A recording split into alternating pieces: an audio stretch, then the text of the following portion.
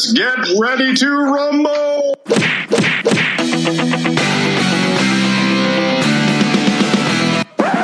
Welcome to Boxing Unwrapped. It's Boxing Unwrapped, the boxing podcast version of a flat white. I'm Ryan. Would you care to elaborate on that? Would you? Well, we're kind of like the hipsters boxing podcast. Is that who drinks flat whites? Because I drink flat whites, and now you're making me doubt it. Yeah, I think flat white is quite. It's like a kind of. It's for a kind of. It's a grown-ups cappuccino, like someone who doesn't want a little bit of chocolate on top of their coffee, and like on top of their coffee flavored milkshake.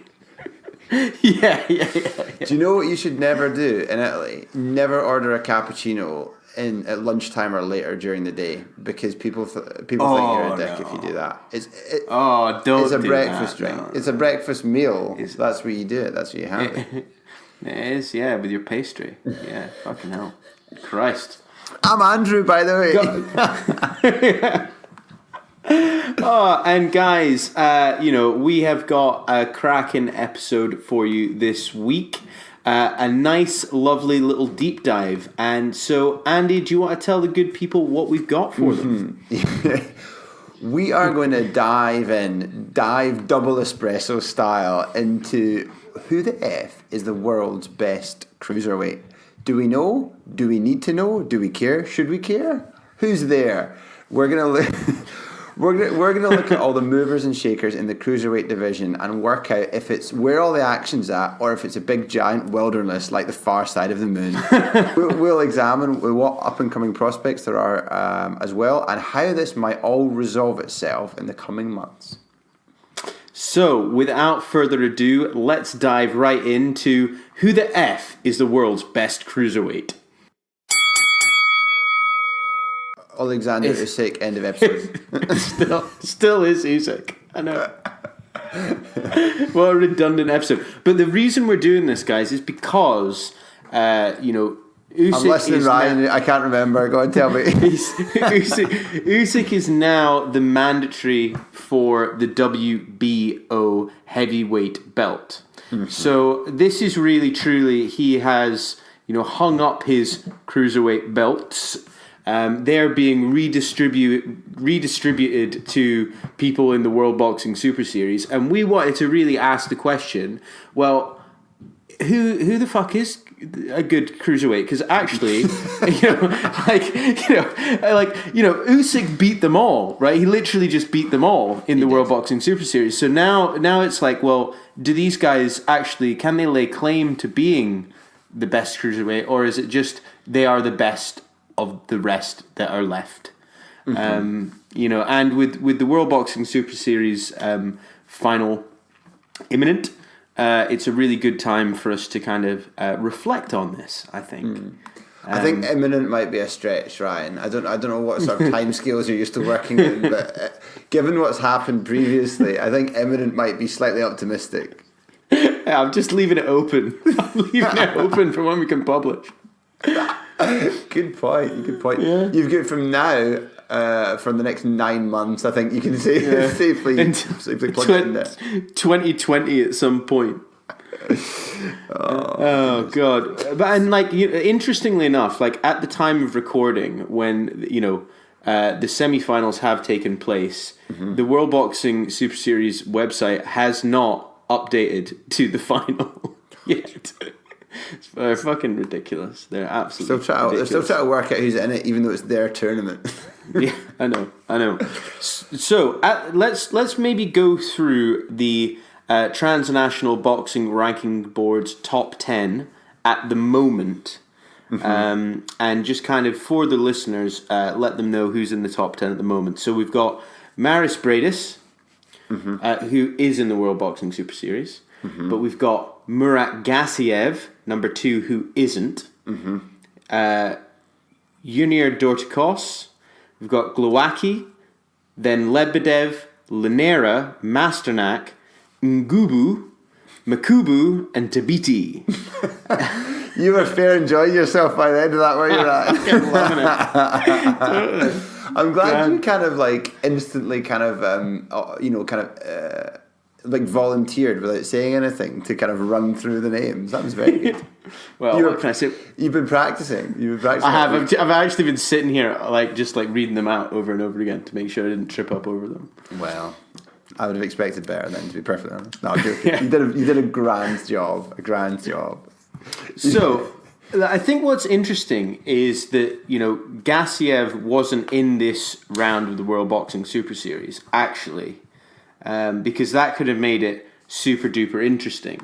And when we look at the tournament, right, Maris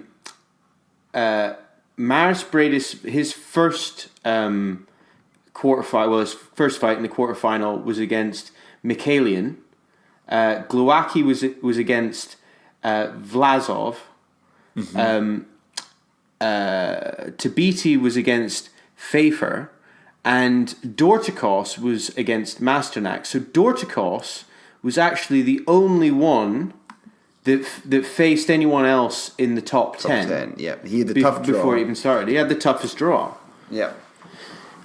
So I think actually, that kind of says quite a lot about the crop of the cruiserweights this time round, because it wasn't really the kind of the top crop that I think we expected, or you had. I know what you mean. Yeah, you didn't have all of the best versus the best. Yeah. Just to elaborate then a little bit. So we've talked about the fact that obviously the whole conversation, the whole point of the episode is I guess around the Usyk confirmation that he's going to be mandatory for for the WBO heavyweight title. Therefore, he's effectively kind of removed from the equation, and to in a less kind of grandiose way, but to the same extent, unless it goes disastrously wrong. You referenced there the fact that Murat Gassiev is not in the World Boxing Super Series tournament. Now, I think if I remember, he sustained an injury, and he maybe even had to have some kind of, was it rehab or surgery after the final. I think it was something to do with being heartbroken because he was so completely humiliated in the final. So, but anyway, he's fighting at heavyweight at the end of July. Against the now very famous or potentially infamous Joey Joichko. I'm definitely not pronouncing his name correct. Who is the sparring partner that apparently laid out Joshua in the build-up to the Andy Ruiz Jr. fight. Although I think he's not confirmed nor denied that, and this is like a hefty rumor rather than maybe being fact-based. He's got a very mixed record. But is talking about being one of the best heavyweights in the world, despite having been beaten by several of the not very best heavyweights in the world. Anyway, his newfound fame has catapulted him into a shot against Gassiev on his heavyweight debut. Gassiev, it's worth noting, is only 25 years old, and is quoted as saying, "The time is right to move up." So I would have thought that unless Gassiev has a fairly disastrous fight or two, he's going to be staying at heavyweight. So which is odd because he is actually only 6'3", which is relatively small for a heavyweight. It's kind of the smaller side, isn't it? Yeah, I suppose it is a bit.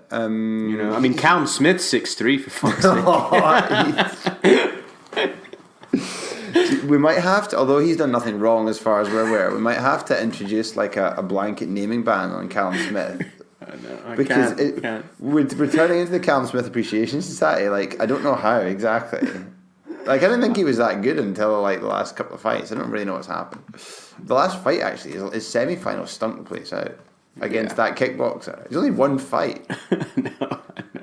I know. We're fickle, Ryan. We're very fickle. So fickle.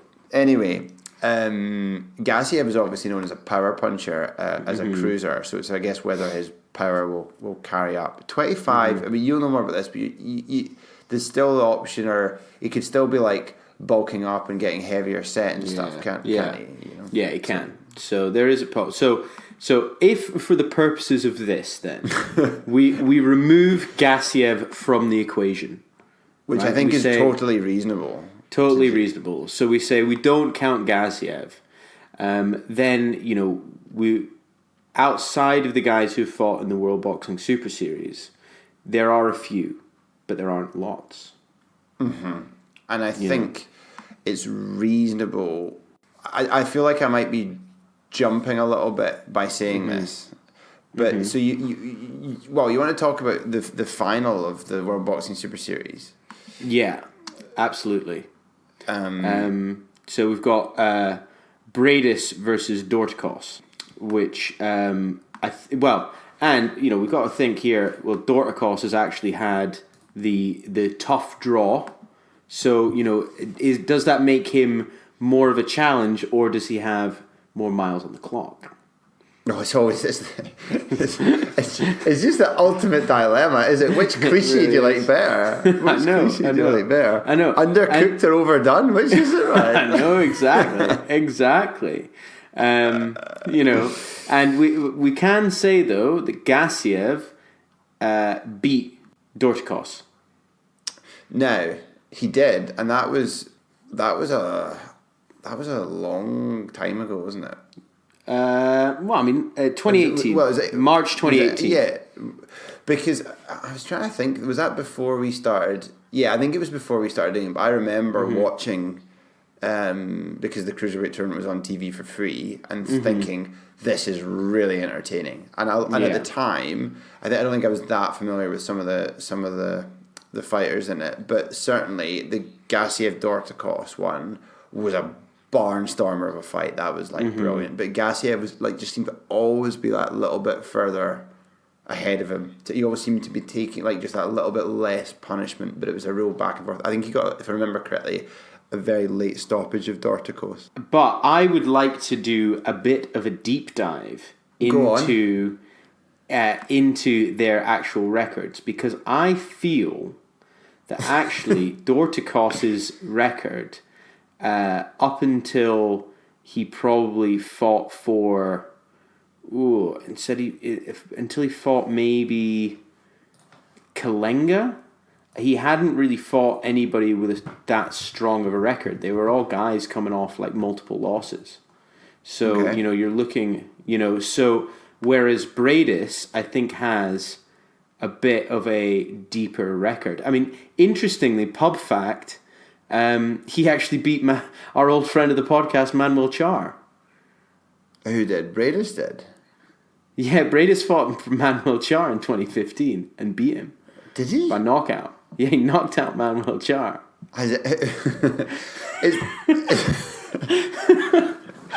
You want to be careful, that might come back to haunt him. No one knocks out Manuel Char and gets away with it. I know, totally.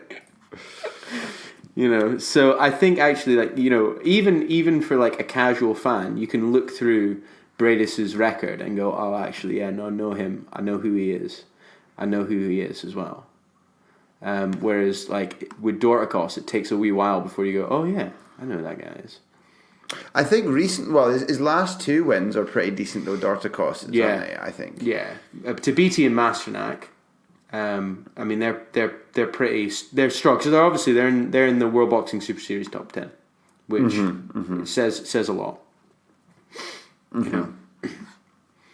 But who I fancy Bradis. Do you? I think Bradis will win. I'll say it now. I think Bradis will win the World Boxing Super Series. Interesting. I'm actually, I know this makes, again, great listening, but I would quite like to check the odds, because I'm tempted, just for the sake of being difficult, to say, oh, well, I fancy Dorticos. Just for a bit of fun. Yeah, why not? Why the hell not? Well, I want to check the odds first, I'll check the odds. Before we make a fictitious, just purely verbal, non-final. Anyway, so that was an exciting bit of radio. I fancy Bradis for it. I think he will do the damage in the end. I think he's got his stripes in the high level, title fights. He knows what he's going for, and I think he's going to win. I think, interestingly enough, the WBC might throw their belt into the final as well. I think it might end up being for like 3 of the 4 belts. Mm-hmm. Yeah, and the other thing, not that I want to preempt what the gentlemen do, but I think, given that it will take place in months from now, unless Gassiev explicitly says that he's going to come back down to cruiserweight, I think he then will drop down in the TBRB ranking, and then I think also you have to really, if Usyk's going to have like a date or something in place to be a heavyweight, then I think you have to say the lineal's open. I think you have to put Bradis and Dorticos as 1 and 2, and then I think that has to be up for. I think it has to be then actually also for like lineal champion, unless I'm misunderstanding something about how it works. I think that would have to be the case. Yeah, because he has left. He has left the division. He can't stay indefinitely, because then you then have a gridlock, or you then have an impossible, unchangeable situation, which I don't think will happen. It can't be like if he fights for 5 more years at heavyweight, he can't stay as the lineal cruiserweight champion. No, he can't. So I think, I think it could end up. I think by the time the dust has settled, Bradis or Dorticos will be the lineal champion. And just for the sake of it, I'm gonna say Dorticos. I think it might be really entertaining, actually. Yeah, I think it could be. I think it definitely could be. I think it'll be a really good fight. But let's say that has happened. We've got a champion. Are they the champion that? Because like Usyk's still about, right? And like Usyk's beaten them. So do you say that actually they're just the best cruiserweight that exists only because Usyk isn't a cruiserweight anymore? Or do they rightfully have their own claim to fame as a great cruiserweight? I don't know. I had a quick look. It's a good question. I think the fact that like Usyk only just beat Bradis, that was a really, really good fight. But I think the fact that he did, and obviously he beat Gassiev, he beat Dorticos, blah blah blah. You say Usyk is the best, definitely, if he was still fighting, and then like obviously even like within the other ones, like Gassiev has beaten Dorticos, so it's hard for Dorticos to say, I'm the best cruiserweight, when it's like, well, it's the same thing. Maybe you are if you beat Bradis, but it would only be partially because Gassiev has migrated in the same way that Usyk has. So it's kind of I guess it's just the nature of the division that even if they're like, unless they're like kind of small cruiserweights, the most successful ones are normally going to fancy a shot at the big time, aren't they? Yeah, the glamour division. The glamour division, the tried and tested path is that you try and pick out some heavyweights that you might have a shot against. I think, but I think it's the standard thing. If you look at, so I look back and said, thinking about it over the last number of years, who are the best the best cruiserweights, and obviously I think Usyk is now in the mix. Then you got like David Hay, who he beat was Jean-Marc Mormac. You had O'Neill Bell, and then further back people like Holyfield and stuff. The real deal. The real deal. But I mean the pattern is that like if you're dominant or very successful at cruiserweight, I think more times than not you at least have a punt at heavyweight, don't you? Oh, definitely. It's about whether you go back. Our old friend Steve Cunningham, another cruiserweight champion, had a pop at heavyweight, knocked down felled the tree, the Tyson Fury tree. But obviously got beaten in the end. But he did fell him. I was rewatching that because I was watching this like knockout reel of like different heavyweights and stuff, and it's such a funny knockdown. It's literally like someone's taking a chainsaw to his legs. It's just like. Now, like, do you want to know like some really really interesting shit, right? Because like obviously we have to go through. Like I go through people's records as I'm searching through all this, right? Now, Go on. who do you think Maris Bradis? Who do you think? Who do you think? Right, links Maris Bradis, Manuel Char, and Aberdeen assassin Lee McAllister. What? Right, what boxer links Maris Bradis, Manuel Char, and the Aberdeen assassin Lee McAllister? Well, it's got the only one it could possibly be would be Danny Williams, no? It is indeed. Right, Danny Williams has fought all three of them. What? Yeah. Danny Williams fought Maris Bradis in 2013 in Riga, right, and lost. Did Danny Williams lose all these? Yeah. He lost a fight to Manuel Char in 2011, and he obviously recently lost a fight to Lee McAllister. Do you think we should? That is a great. I think the Lee McAllister one. I was like, well, the only one it can be then is Danny Williams. I didn't know that. That was the only thing that. I made that to make it easy because actually, if you look at Danny Williams, he's fought fucking everybody. By the way, right? He's fought Christian Hammer. He's fought Manuel Char. He's fought Derek Chisora. He's fought John McDermott twice. He's fought Audley Harrison. Mike Tyson. He's fought fucking everybody.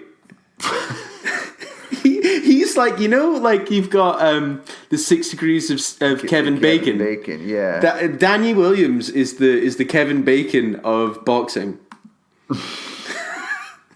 So let's looking to the future, right? Oh yes, please. Looking to the future. Let's talk about up and coming prospects or future dangers in the division. Because cheesemonger.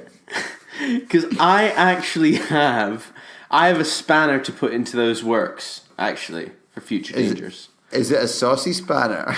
It's a saucy spanner, and his name is Ilunga Makubu. What? Yeah, because actually, right? Why? I know Right. that this sounds mental, right? But Ilunga Makubu, right, who many people might remember as losing to Tony Bellew at Everton Park, Goodison Park rather. Yes. He's only 31. And I Yes. think actually he's on his way back up. Well, did you watch the fight? Did you see the fight? When was it? Not a few weekends ago, shall we say, depending on when this goes out, against Dmitry Kudryshov, who I can't remember his nickname. He's got a crazy nickname. It's something like, the Russian Hammer. But he's just a complete slugger. Mm-hmm. So I think quite often when he comes up against like a high level guys, he gets knocked out. But it's very entertaining. And Makubu beat him a few weeks ago. Yeah, and the guy that Kudryshov.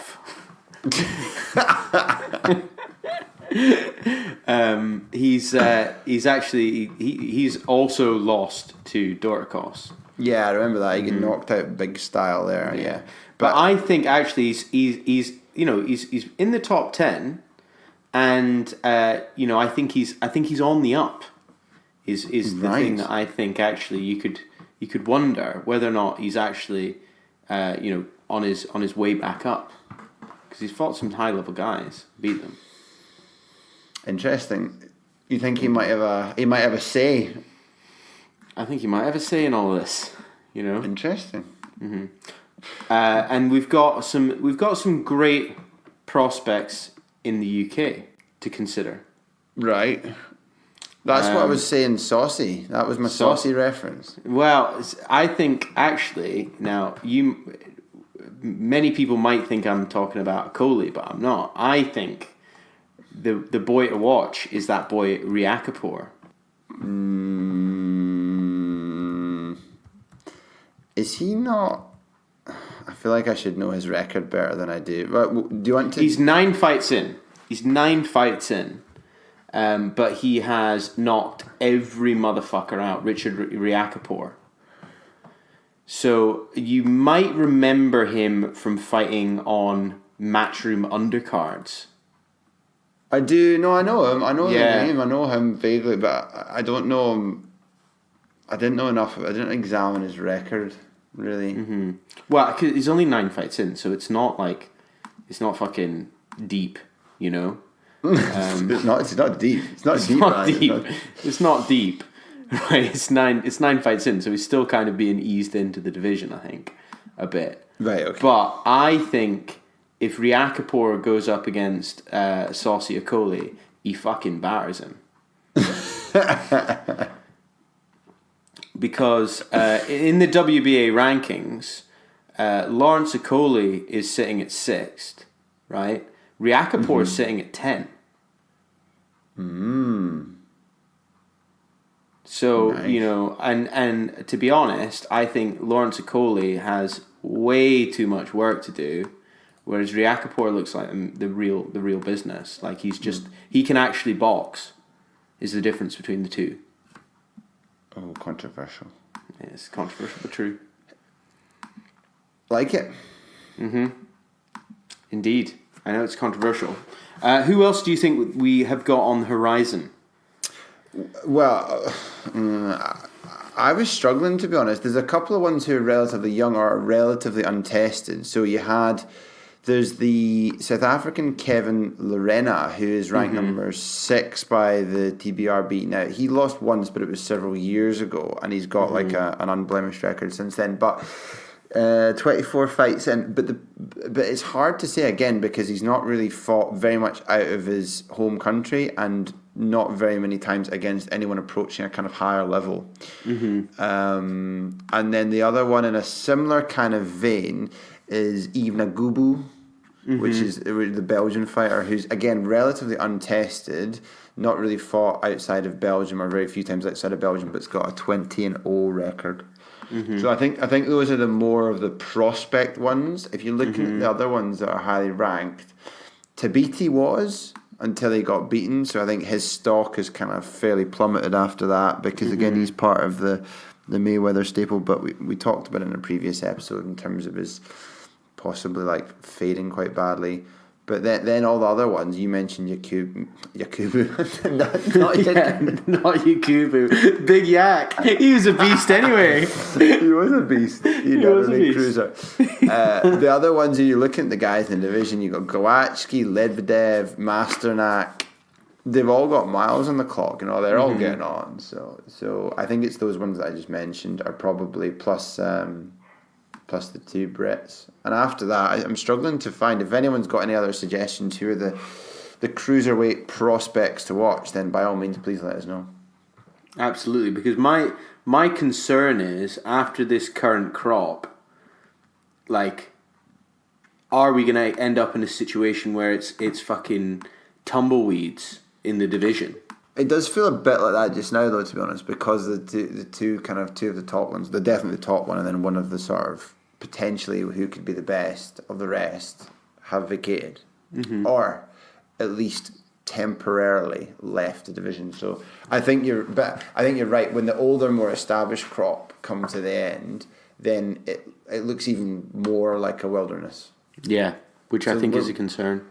It is, because like you were saying in the previous episode, actually, cruiserweight fights tend to be really quite entertaining. Oh, they are. Like it's like watching heavyweights that can move. Yeah, and they can take a bit more punishment, so they tend to like have that back and forth kind of actiony feel to them. Yeah, which I really really like actually. And like you might not have as many like first round KOs and stuff, but to be honest, like I'd much rather watch a bit of boxing first. Yeah. Yeah. No. The fights. I think the fights are disproportionately entertaining in the division. It's just about how the talent's gonna pan out in the end. Right. Well, have you got any more to say about our cruiserweights? Do I ever? No, I don't think I do actually. Oh well, no, I don't think I do. No, I think I'm fine. I think I'm fine to leave it at that. Right? Do you have any more? I don't. Say? But what I would like to do is I would like to put it out to the listeners. Please, listeners, let us know. Have we left someone off the list? Have we overlooked someone? Have we underrated someone? Let us know. Tweet us at Boxing Unwrapped, or send us a message on the Facebook page, or you can send us an email at boxing.unwrapped@gmail.com. So with that in mind, guys, we will leave this deep dive for now, and we will be back with another fantastic episode for you soon. So it's goodbye from me, Ryan. And goodbye from me, Andrew.